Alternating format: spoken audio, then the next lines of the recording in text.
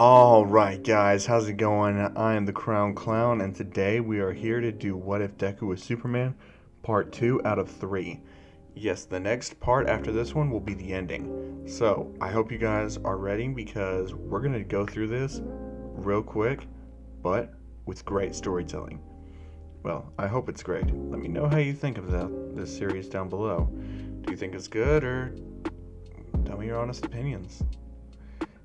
As always, if you guys like this content, I'd appreciate it if you left a like, comment, subscribe, click that notification bell so you never miss an upload. And with this, let's get off to a quick recap. So where we last left off, Deku really just got chewed out by Damien for super injuring Bakugo. He found out about his Kryptonian origins, and Damian Wayne has been his trainer. Since Damien's been around for a long time, and he's been keeping most of the Justice League members young with his Lazarus pits, knowing that the world needs them, and not all of them can live forever. But with his Lazarus pit, he can help them.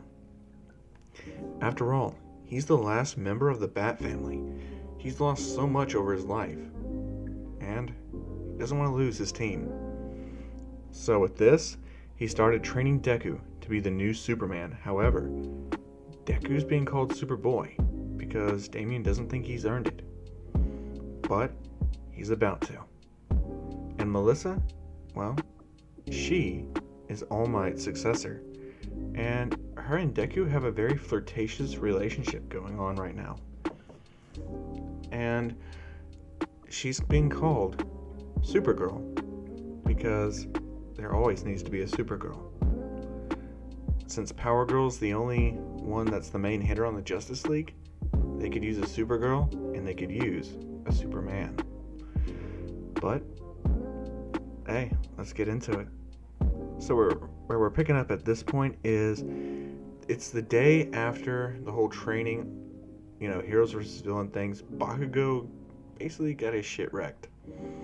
Deku just took him by the hand and it threw him right back out, and Bakugo hit the wall, and he nearly died, but he was barely alive. Recovery Girl fixed him up, and he's back in action. So a few days actually pass, and Deku's actually training even harder with Damien. And Damien is actually pulling out the kryptonite, as he's just wanting to make sure that this Deku can handle it. But the day is come for the USJ, and Deku's actually, just chilling on the bus with Melissa. As they go through there, they realize that this USJ is really big, and there's gonna be a lot of room to use their powers. They can't wait. And Deku doesn't notice all the other villains, even though he does have Superman's powers. He's not focused on it. He's just focused on talking to Melissa, so he doesn't notice them. And he starts walking in, and 13 starts talking about everything, and they're caught off guard by the villain attack. 13 still gets injured by Kurogiri, but because Deku really can't stop something that's going all around and is intangible, because he doesn't have access to his freeze breath.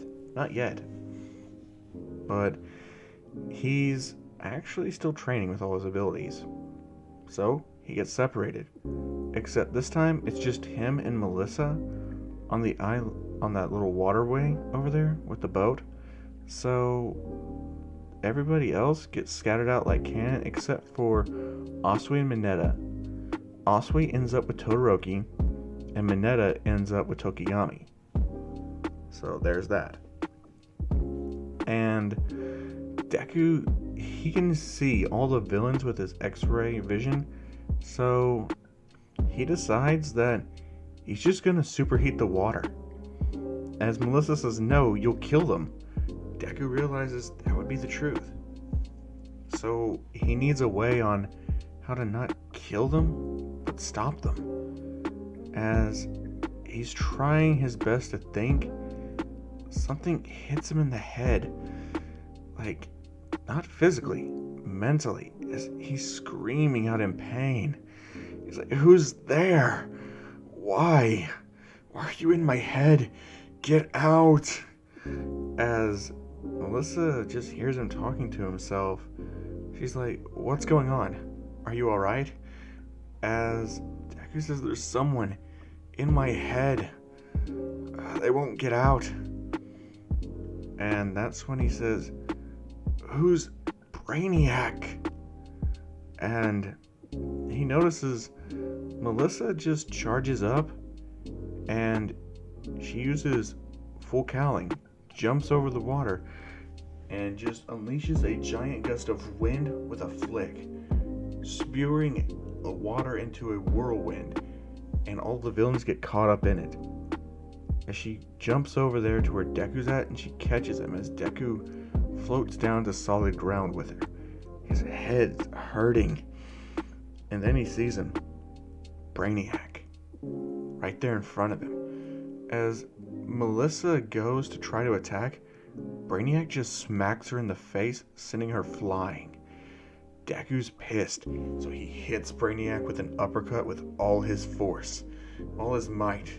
As Brainiac goes soaring into the sky, Deku keeps hitting him higher and higher and higher until they're in space.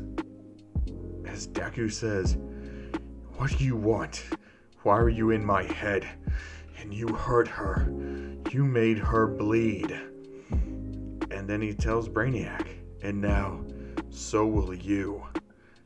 As his eyes flash red as he shoots out his heat vision, blasting Brainiac, hitting him at all cylinders. As Brainiac isn't really phased, he just grabs Deku and knees him into the stomach.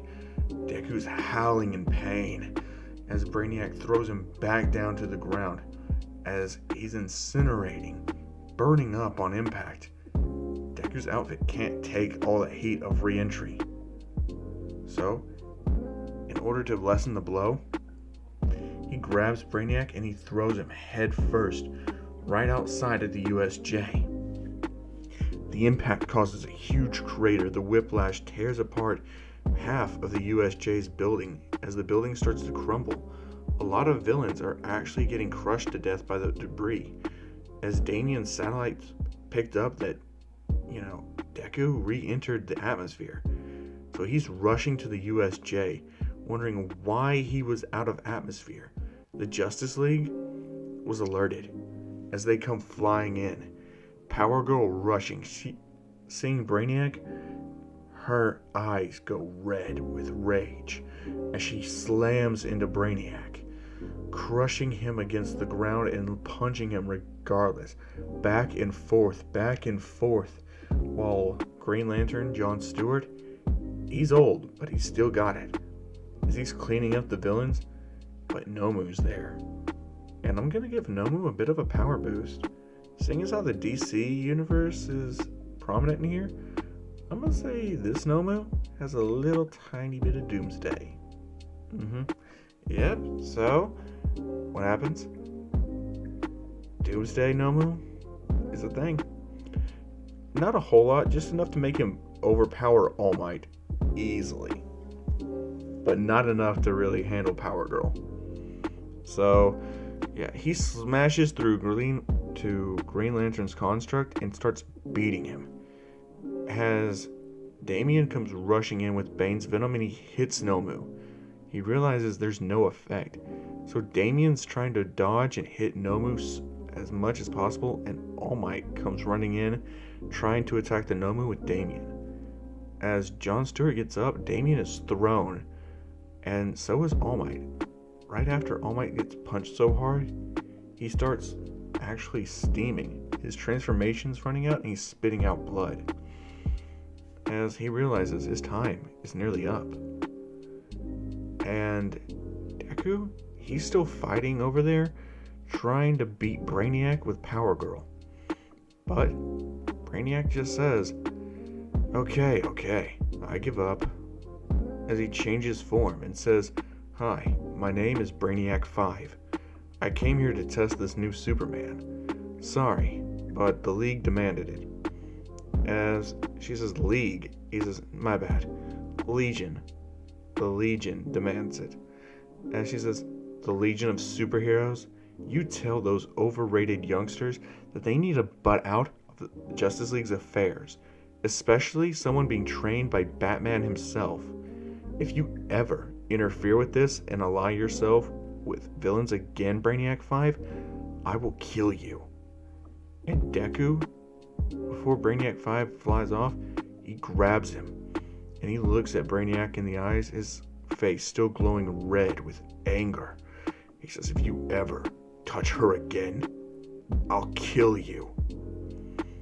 And Brainiac says, understood, as he flies off and leaves. And basically Melissa's still trying to get up as Power Girl rushes over there to try to help them, but it's too late. Jon Stewart is dead, beaten to death by Nomu. His old body just couldn't take it, and his ring flies off his finger, but not before landing on somebody new, somebody close by. The new Green Lantern, Shoto Todoroki.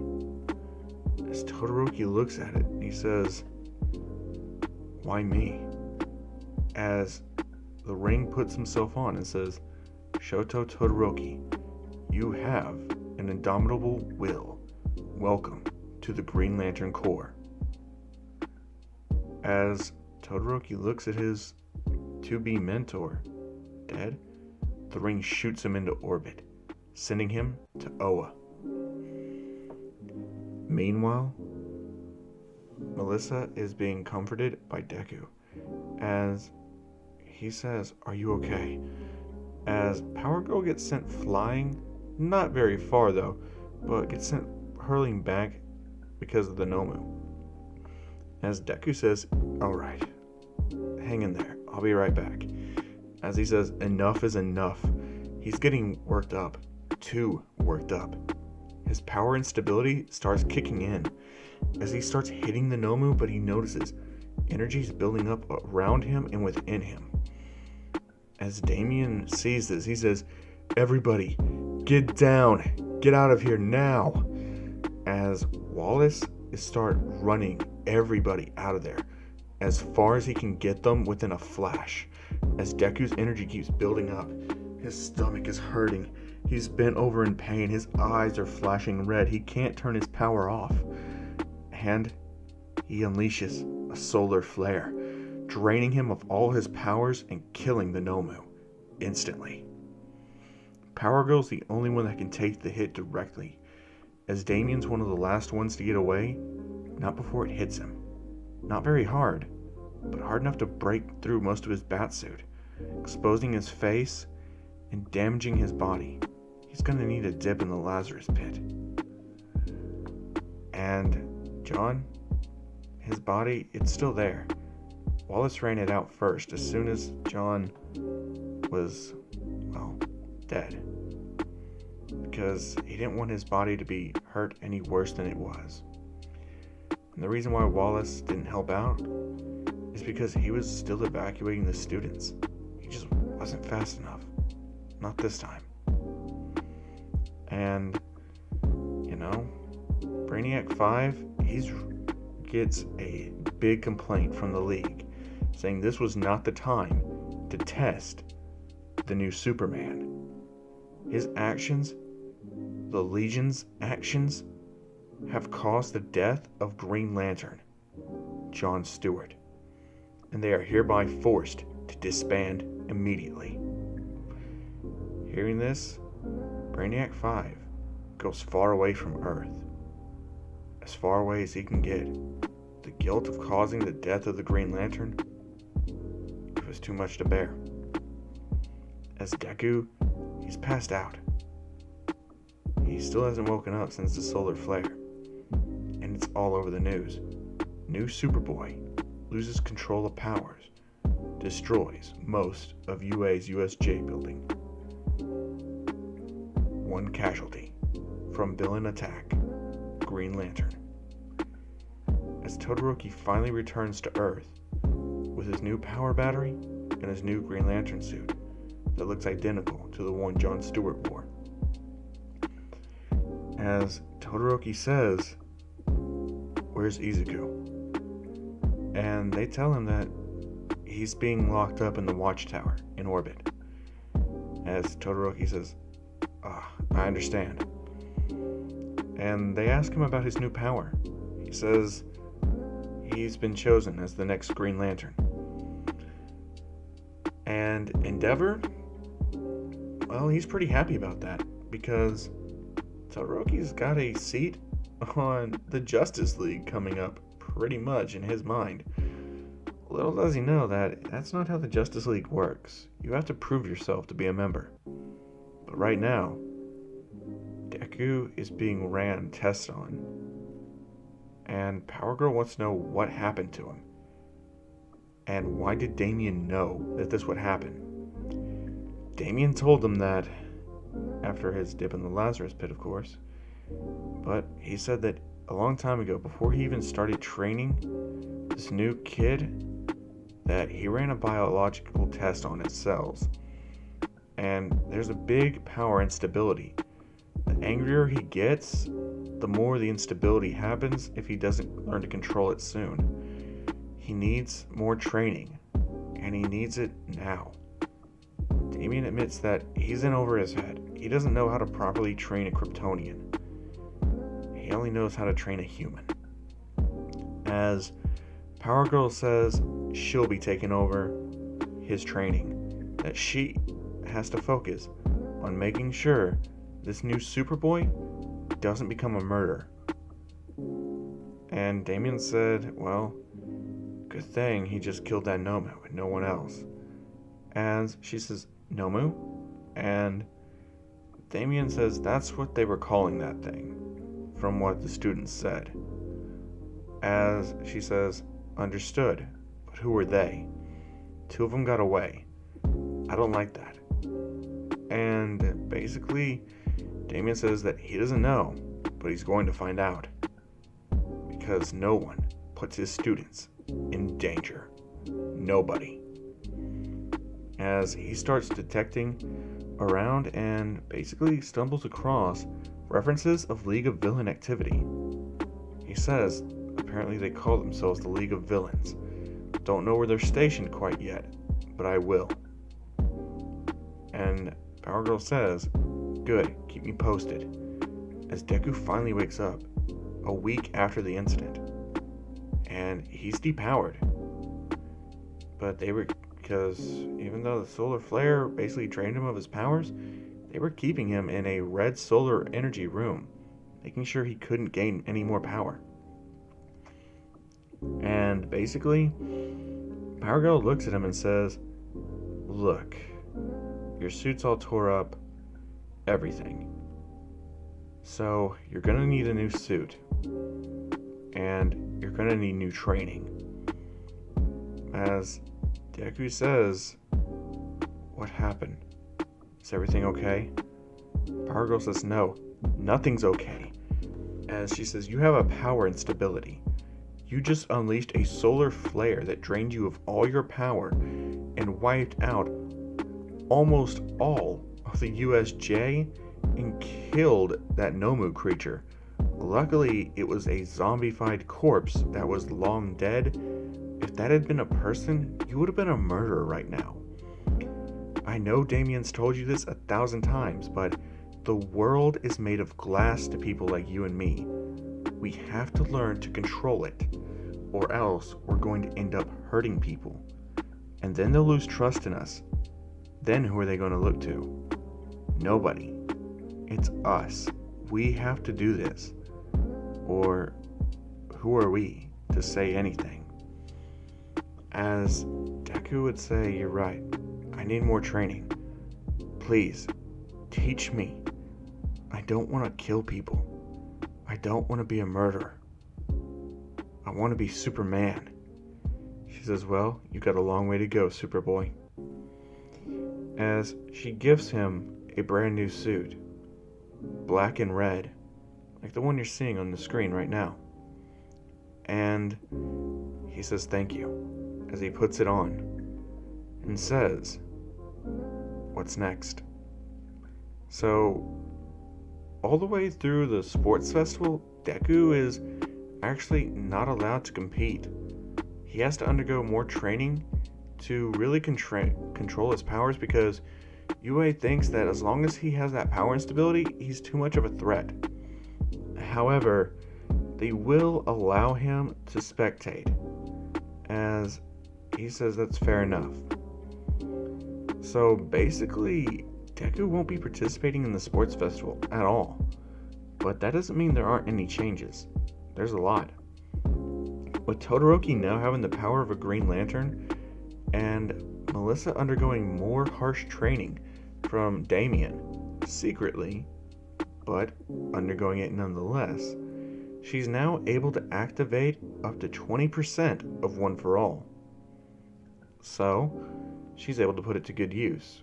And with Todoroki's new powers, who he's been trained by a different Green Lantern, one named Kilowog, during that time that they were allowed to train, he's got a pretty good basic control over his Green Lantern ring. And the sports festival is set, as Todoroki is allowed to use the Green Lantern ring since it technically is part of his powers. They can't take that away from him. So, when the sports festival begins and Monoma starts talking all that smack, he doesn't just piss off Bakugo and, that's it. No, he pisses off Melissa because he starts talking shit about Deku, saying that you guys have a freak of nature that can't even control his own powers and nearly killed everyone. How do you feel safe with him around? Deku didn't say nothing in his defense, as he thought this was true. So Melissa, she kept her mouth shut, but boy, is she pissed. And Todoroki's pissed off too, saying that he only was chosen because he was the only one nearby. Todoroki, knowing that's not how the ring works, chose to just say, "Shut the fuck up, or I'll shut you up." Monoma wouldn't listen, and Shinzo would say, "Oh look, it's Class 1A, bullying all the other people. What, we're not as grand as you? How do you even deal with that killer student of yours?" Pointing at Deku. As Deku goes to defend himself, saying, "That thing wasn't even alive. I didn't kill it." As Shinzo says, "Such is the person of you." Stating that something's not alive by your own volition. How egotistical of you. And that's when Aizawa would actually talk to Shinzo and say, "That's enough. He's telling the truth. It wasn't alive. It was a walking corpse." As Shinzo would be surprised and realize Deku's not actually a killer. And he would see the look in Deku's eyes and realize just how much his words would hurt him. As Shinzo, being too embarrassed and prideful to apologize, just walks away. As Deku just sits in his seat and contemplates just quitting UA. Melissa would actually walk up to him and say, "No, don't quit. We'll get through this. Trust me, you're gonna control your power." And that's when Todoroki would walk up to him and say, "I know what it's like not to be able to control your power. After all, I just gained a new one. I'm not able to fully control it or master it, and I know how stressful it can be living up to a legend. I did my research on Superman with the Green Lantern Corps, and you have a lot to live up to. He had so many achievements, stopped so many crises on infinite Earths, all throughout the multiverse, and we never even knew it. No one knew it. And it's sad that he's gone, but I know what you're going through. I had to carry on for one of the best Green Lanterns in the whole galaxy. I never knew what it truly meant to carry on a legacy, but I'm starting to understand. I'm starting to understand the stress and burden that's on you as well. Because you're not only carrying on the legacy of the strongest member of the Justice League to ever exist, you're carrying on his will to protect people, to give people hope. And for what it's worth, I'll support you. If you can support me. As Deku would say, yeah, of course, Gio. And Todoroki says, I haven't earned that name yet. Until you're Superman, I'm still Shoto Todoroki. Nothing more, nothing less. Deku says, understood. As he says, he'll catch him later, Superboy. Deku feeling a little bit better, having Melissa and Todoroki cheer him up. He's basically ready to watch the sports festival. As the day finally arrives, he sits in the bleachers with Damien. As Damien looks very happy, and Power Girl's there as well, as she's sitting there in basically just a crop top and a skirt, as Damien's wearing a full suit. And he says, this is going to be interesting. Power Girl says, yes, it will be. As All Might comes and sits down beside Damien, as Damien has great respect for All Might since he fought beside him tooth and nail to hold back that Nomu. And basically, the sports festival begins with the race, and Todoroki wins it with Melissa coming in second, Bakugo being in third, since Todoroki can fly with the Green Lantern ring. As Endeavor doesn't like Todoroki not using his flames, but using that Green Lantern's power, he just thinks it's cheap and tries to talk to Todoroki and tell him that he needs to just stop relying on that ring. Todoroki says no, he has a legacy to uphold, he took an oath, and he's gonna keep that oath. And he basically tells Endeavor, fuck off, I don't consider you my dad. And that hurts Endeavor a lot. And Todoroki tells him that he's gonna get his mom out of that hospital, and he doesn't want to see him ever again. So Endeavor says, what are you gonna do? You're living at my house. As Todoroki says, he's gonna be moving out. And basically, All Might, he's hearing this because he's kind of trying to use the restroom, and Endeavor and Todoroki are talking right in front of the restroom. So yeah. All Might says, I can take you in. And Todoroki says, oh, All Might, sure. That'd be great, thanks. He says, yeah, the only problem is you'll have to bunk with Izuku, but he's not really home all that often. As Todoroki says, huh? Why with him? As All Might says, well, he's my stepson. And Endeavor's just like, what? And All Might's like, yeah, the kid's my stepson. I would do anything to protect him. And if you're in a tough spot and you're his friend, I don't mind helping you out. Todoroki would be internally grateful and would get back to the action on the sports festival. As Midnight would say, you kept us waiting with that bathroom break, as Todoroki said, I'm sorry for the break. Please continue. As they would talk about the cavalry battle, basically, the teams would be a lot different. Because Melissa would team up with Todoroki, and that'd be it, since Todoroki can just be like 3 people at once with his constructs, and Melissa can move around freely. So Todoroki's the horse, Melissa is the one that's basically on top, and Todoroki creates a lot of constructs to just keep up. And they pretty much eliminate a lot of people. They don't eliminate Monoma's team, but they do eliminate Uraraka's separate little team with Hatsume, Ida, and Asui. So they're out. And they just eliminate a lot of other people. So pretty much everyone moves on like in canon except for Uraraka, Ida, and Hatsume. And Asui. But Asui didn't really get that far. So yeah, no worries about that. And so we move on to the fights. As the fighting goes a lot different, because the first match is Melissa versus Shinzo. And oh, is she wanting Shinzo right then and right there. because she plans to show him just how strong she is, and then plan to drop the bomb that Deku's even stronger. So, as Shinzo gets ready to fight, he says, do you really think I should be fighting a girl this weak? Melissa, being well aware of his powers, chooses not to speak, as she powers up to full cowling and Shinzo is starting to sweat. Midnight starts the fight and says, good luck, kid. Shinzo says, what? And as soon as he turns back around, Melissa's there and lands a powerful left hook right to Shinzo's face, sending him flying right back out into the freaking concrete, leaving him stuck in the wall. As Midnight calls the match, everyone's just like, whoa.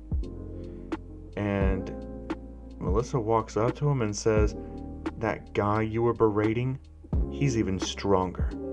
So imagine what he would have done to you with the same force.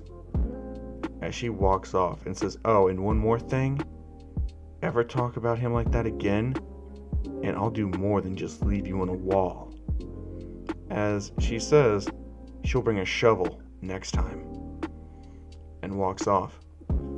Deku smiles and just cheers and says, great job, Melissa, as Melissa's smiling and just says, thank you. As Deku just is super happy. Now, Todoroki's fight with Zero goes a lot different, because he basically isn't going to use his ice. So he uses his Green Lantern ring and puts Zero in a box, lifts the box out of the ring, opens up the bottom, and undoes the whole construct so he has nothing to stick to, and he eliminates him. And being eliminated, Zero's very embarrassed, especially that way, where it seems like people can just box him up and move him right out of the way. As Todoroki moves on, Bakugo actually fights Monoma, and this is a big one coming, because Monoma was so just trolling Bakugo the whole time, but Melissa and Todoroki made it to where Monoma actually stayed in, just so they could have the opportunity to beat his ass. But it seems Bakugo would get it first, as Bakugo would actually brutally beat Monoma. He would do an explosion in his stomach to his face, knee him, and do a fucking Hauser impact, skyrocketing Monoma clean out of the ring. As everyone's just like, that was a bit overkill, but Todoroki and Melissa high-fived Bakugo after that one and said, that's what you get. So, yeah, Monoma got done real dirty. But the other fights go as in canon, and now we're back to where the second fights take place. So, the second fight, since it would be a whole lot different, Bakugo still fights, Kaminari, wins that one. But now we're to the Melissa versus Todoroki fight. And Todoroki says, so, should I use the ring or not? And she says, well, I'm the aspiring Supergirl, so sure, bring on your constructs. As Todoroki says, very well.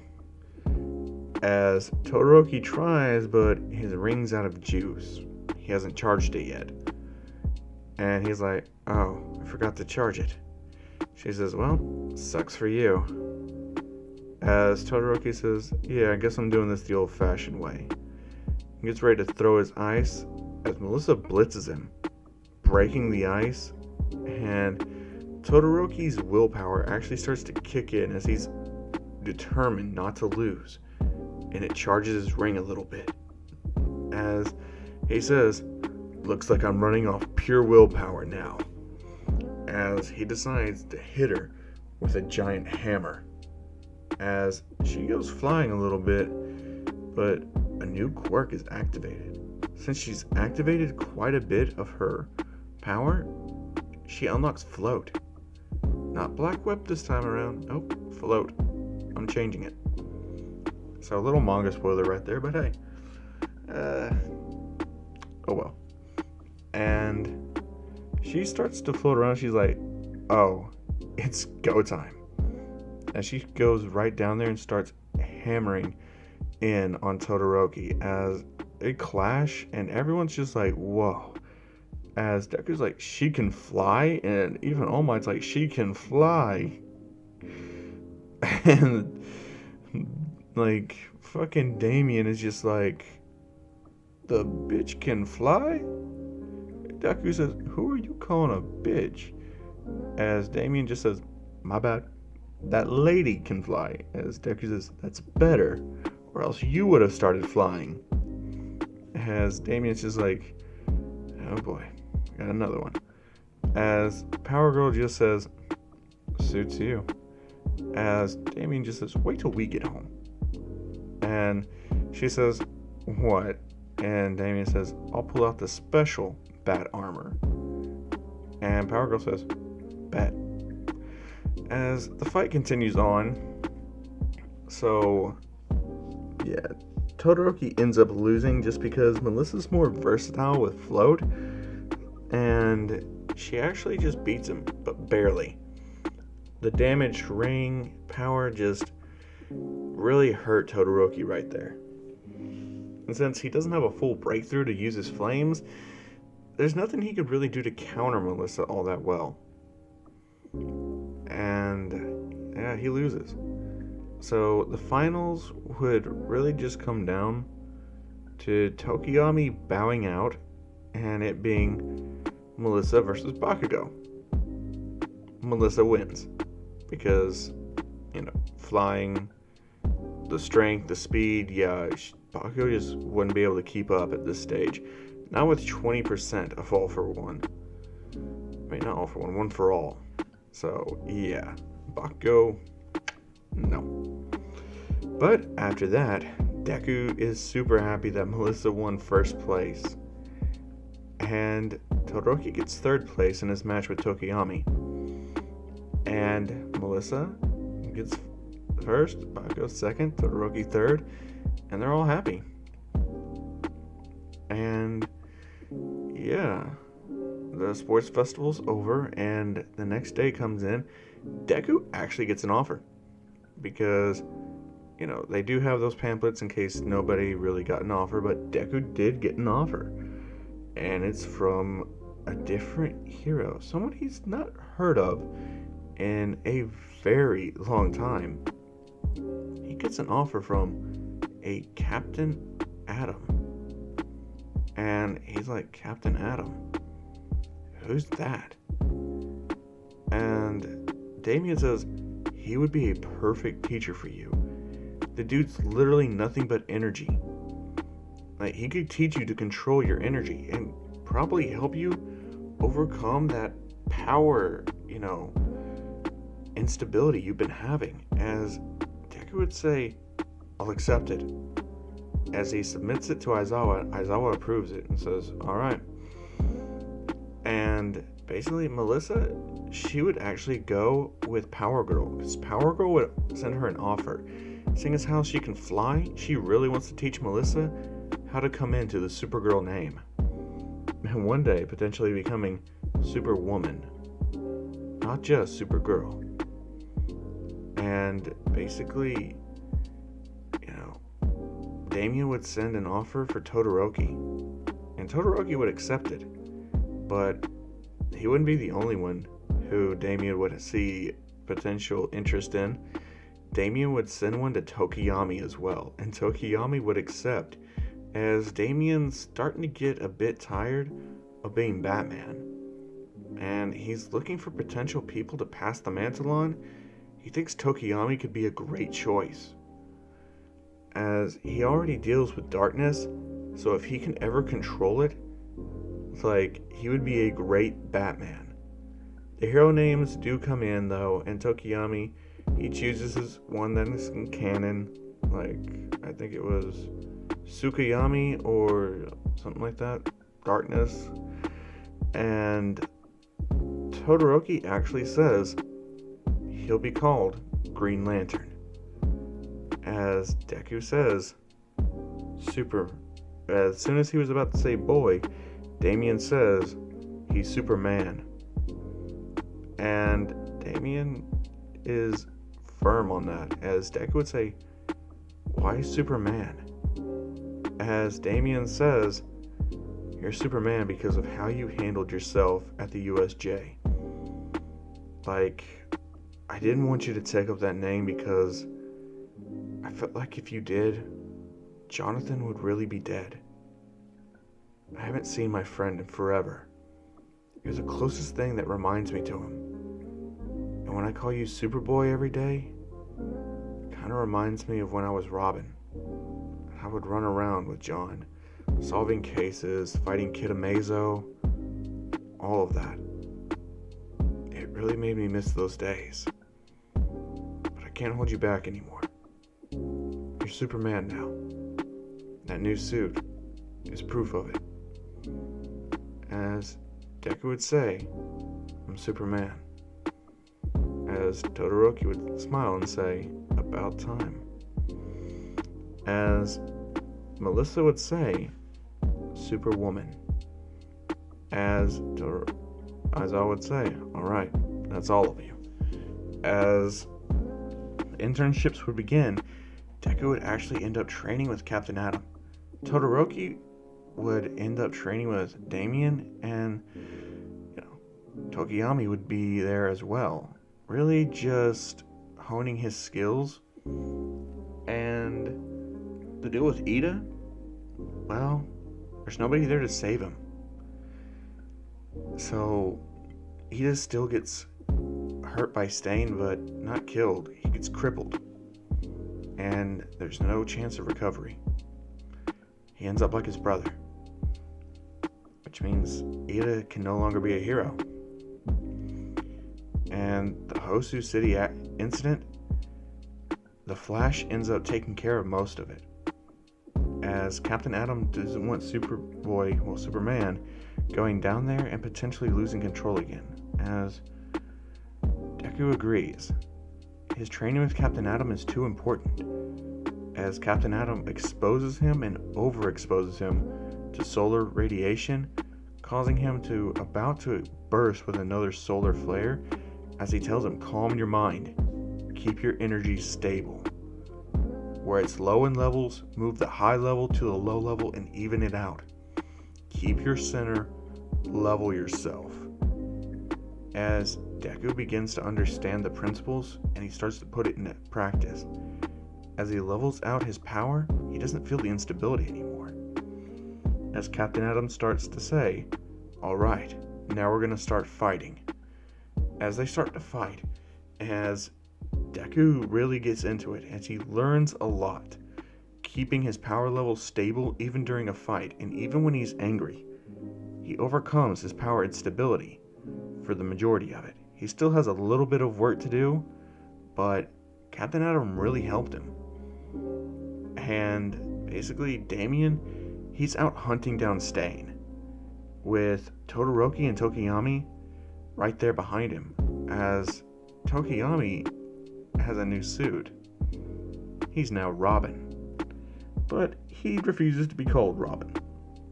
He's still his original hero name, he's just wearing the Robin suit. And Todoroki is flying through the skies as the Green Lantern.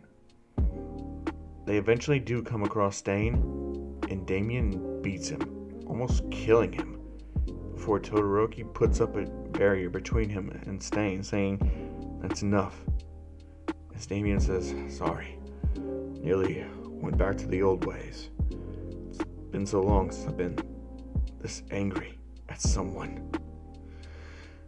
As he punches a wall and picks Stain up and says, I know that you'll rot in jail for the rest of your days. But as he takes Stain's blade and stabs it into Stain's back, piercing his spine and then ripping it out, saying, "You'll never walk again," as he throws Stain on top of a police car, handcuffed. As they move Stain into the back of the car and haul him off to Tartarus. As Endeavor sees that Damien is very brutal, he walks up and says, "I'm sorry, but I don't want you training my son. I don't need him becoming that brutal." As basically at this point, the whole Justice League heard about what Damien did, and they're coming to kind of see if he's okay. Damien does have a history of killing people, and they want to make sure he didn't go too far with teaching these new students. But Captain Atom and Deku don't show up. They're still training. As Damien just says, "I'm fine." As Todoroki says, "It's okay, but you're not one to talk, old man."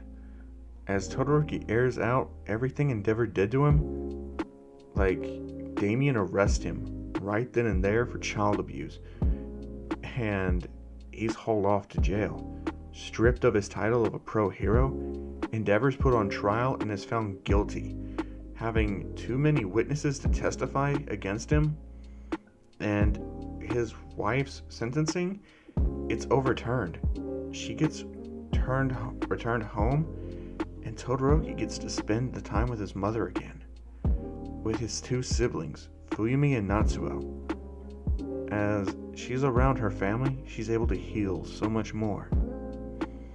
As time passes, Deku's internship comes to a close.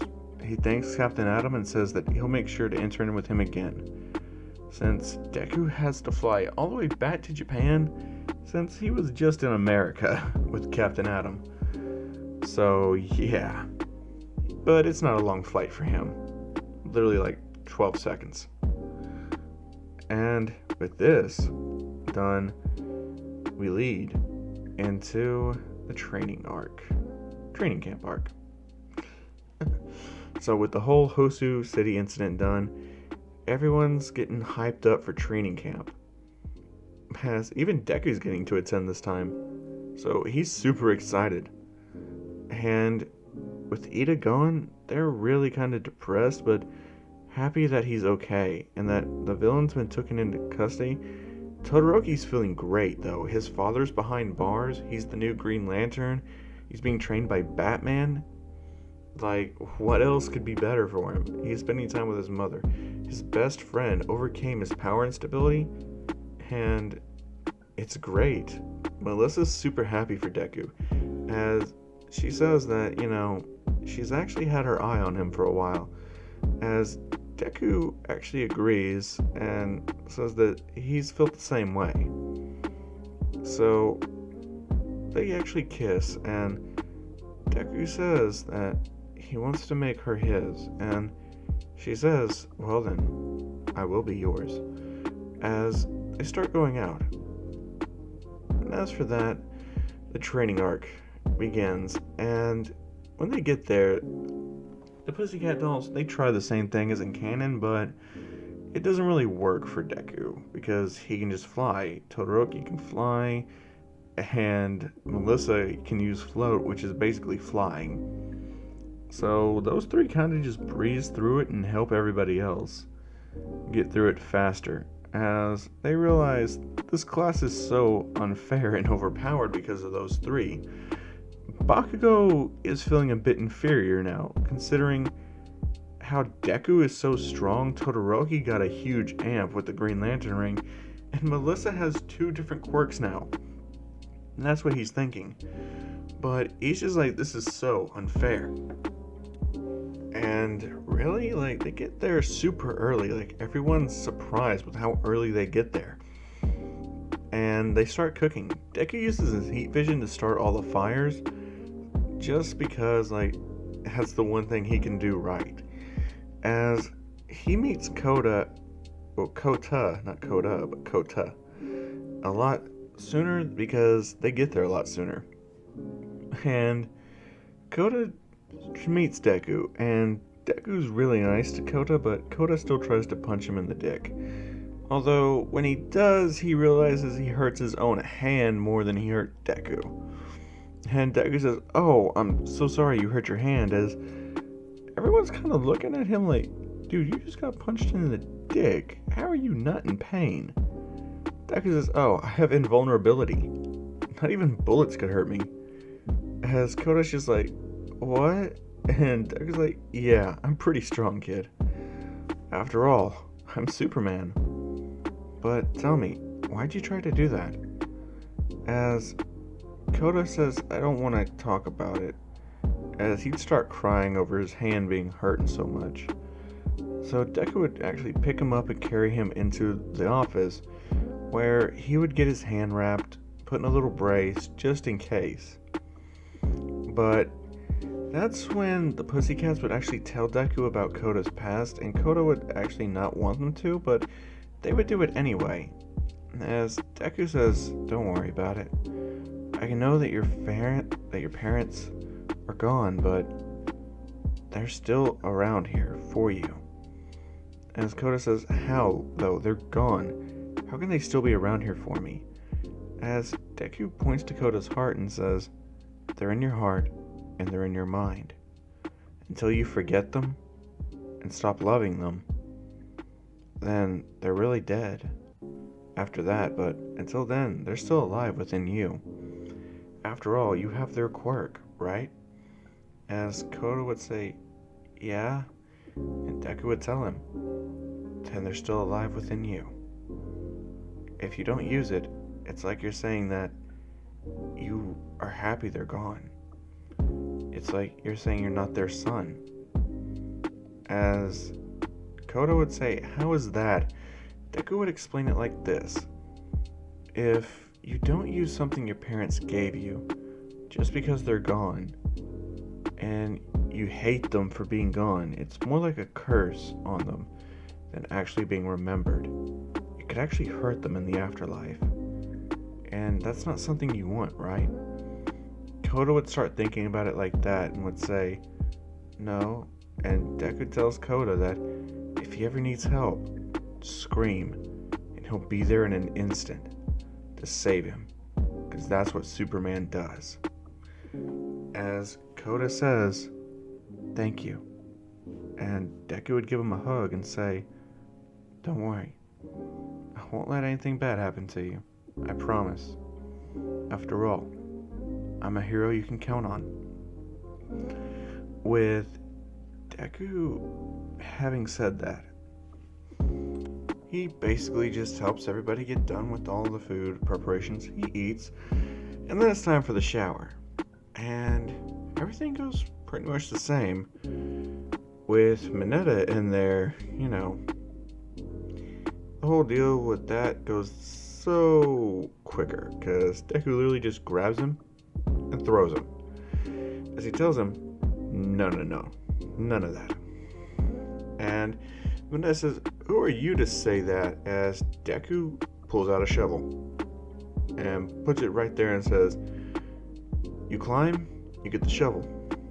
And Mineta's like, "Where'd you get the shovel?" And Deku says, "Don't worry about where I got the shovel. I just got the shovel." And Mineta's like, "Fine." So, yeah, that happens. And basically, everything goes pretty smooth.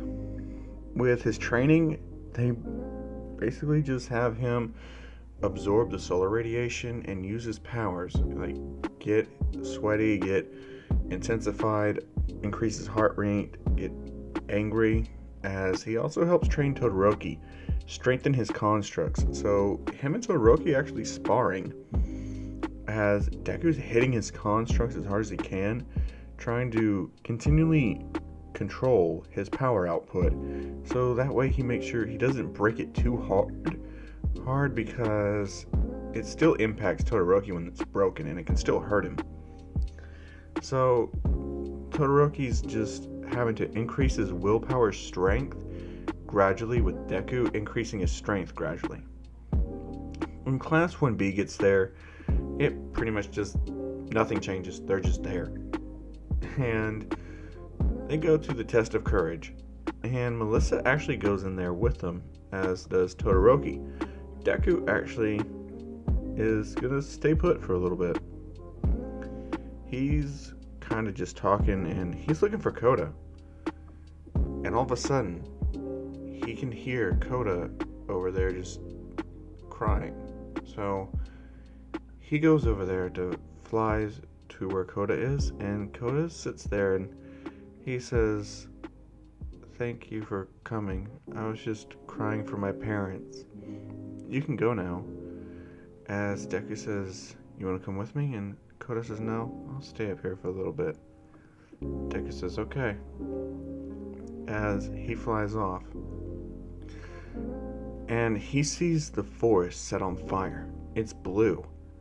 Nobody he knows has blue fire. He realizes he just left Koda alone, and he can hear something. As he rushes back, and right before Koda can even scream, Deku hits Muscular so hard he sends him flying. As his eyes glow red and says, "What were you doing? Hiding?" As Muscular says, "You hit me pretty hard. I actually felt that." As Deku gets out of the air and he says, "You're gonna start feeling a lot more if you don't answer my questions." As Muscular tells him he don't owe him a damn thing. Deku says, "You're right, you don't. But let's see how long you say that." As he beats Muscular to a bloody pulp within an instant, Muscular's down on the ground, while Deku's just telling him, "This will end real quick when you tell me what I want to know." Muscular says, "Never," cracking a smile through his bloody teeth, broken bones. So, Deku just stomps his lights out as he gets Koda down there back to where his aunt is. And Deku actually runs throughout the forest and puts out all the fires, using his ice breath, which he recently unlocked throughout his training with Captain Atom. And basically, he puts out all the fires, and Melissa, she's actually doing some work inside the forest. So, that tooth guy, yeah, he gets obliterated by Melissa. As for Mustard, Todoroki cleans him up pretty quick. And, yeah, Magna gets smacked by Deku. Has Spinner's there, and he gets smacked by Melissa rushing out of the forest. Mr. Compress, Dobby, and Toga are still there. So, they decide that they'll all hit one last target. As Supergirl will take Toga. As Green Lantern will handle Mr. Compress. And Superman will handle Dobby. And basically, they're just smacking him around. Dobby tries to do something, but Deku literally just freezes him. He does a flash freeze with his cold breath. As for Mr. Compress, Todoroki just traps him in a box. And that's that. And with that, that ends the League of Villains attack. And this is where I'm going to end it off because kind of losing my voice right now. So yeah, with that, I've been the Crown Clown, and I will catch you guys later.